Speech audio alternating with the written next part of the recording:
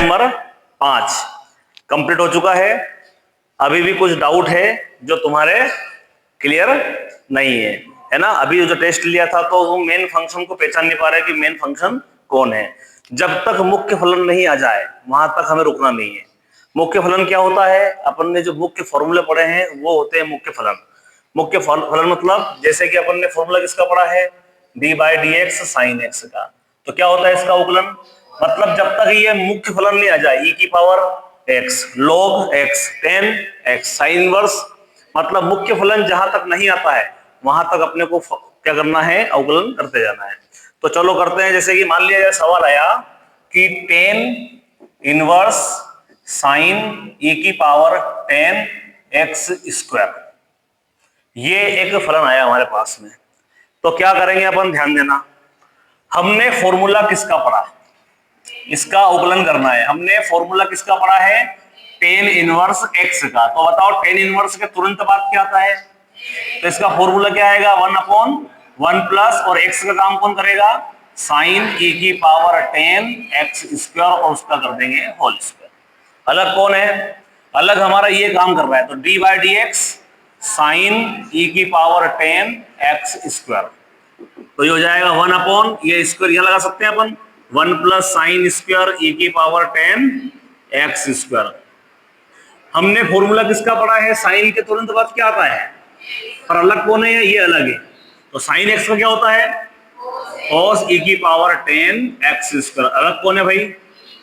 e की power tan x square अलग है, ये पूरा अलग है। अब इसको यहाँ पे साथ में कर लेंगे, cos e की पावर tan x स्क्वायर बटे में 1 प्लस साइन स्क्वायर e की पावर tan x स्क्वायर। अब यहाँ पे हमने फॉर्मूला किसका पढ़ा? e की पावर x का। क्या होता है e की पावर x का? e की पावर x, तो e की पावर tan x स्क्वायर का e की पावर tan x स्क्वायर। अलग कौन है? यहाँ x होना चाहिए था, तो d/dx tan x स्क्वायर। देखो अभी भी tan x नहीं आया है।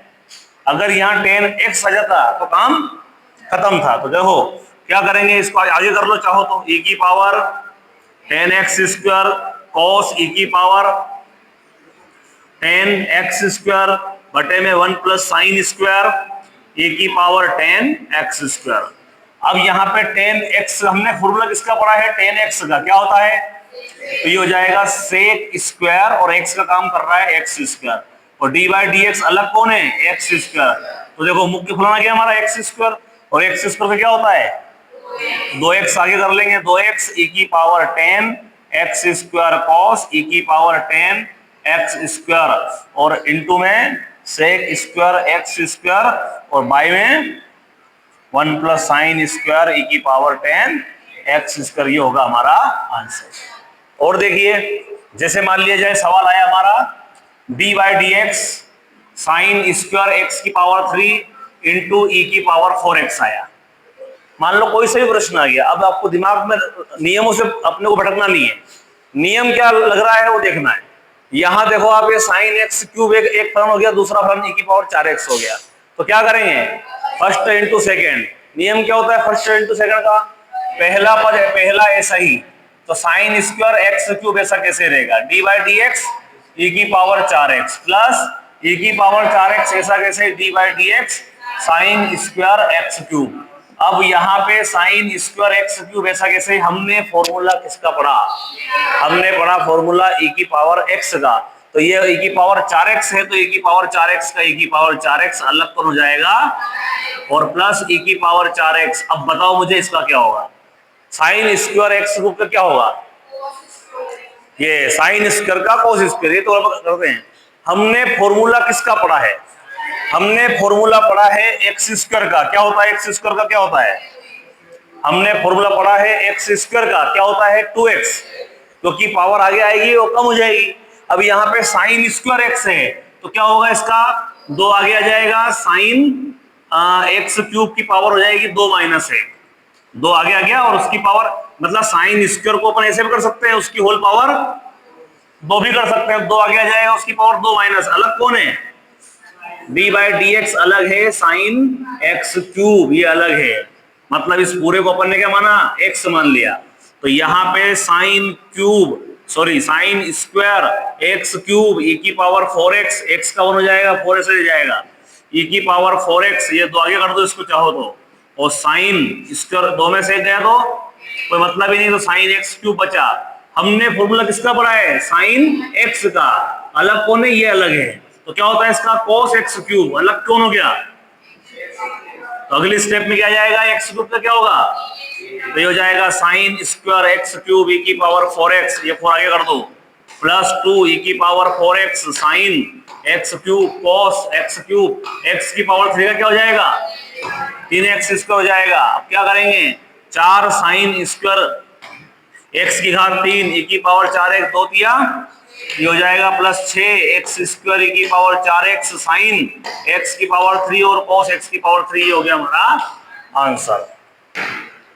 आगे बात समझ में, मतलब जैसा ही प्रश्न आ जाए ऐसा करना। चलो सवाल ये आ गया, मान लिया जाए सवाल हमारा आया है d/dx 10 cube x root x, ये आ गया मान लो।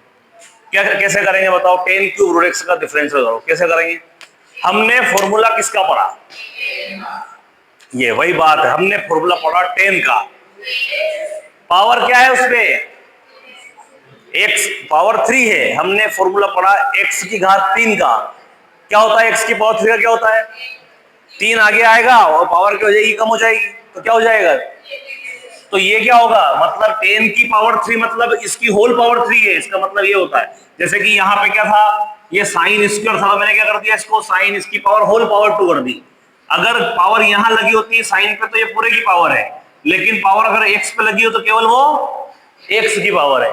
तो यहां पे इसका क्या होगा? इसका हो जाएगा 3 10 स्क्वायर रूट x। अलग कौन है? ये पावर x यहां पे अलग है 10 रूट x, तो हो जाएगा 3 10 स्क्वायर रूट x। हमने फॉर्मूला किसका पढ़ा? 10x का। क्या होता है? Sec square root x। अलग कौन है? तो ये हो जाएगा हमारा 3 10 square root x sec square root x। Root x का क्या होता है? तो ये हो जाएगा 3 10 square root x sec square root x और बाय में 2 रूट x। ये हो गया हमारा आंसर। तो ये कुछ क्वेश्चन मैंने करवाए हैं फंक्शन टू फंक्शन के।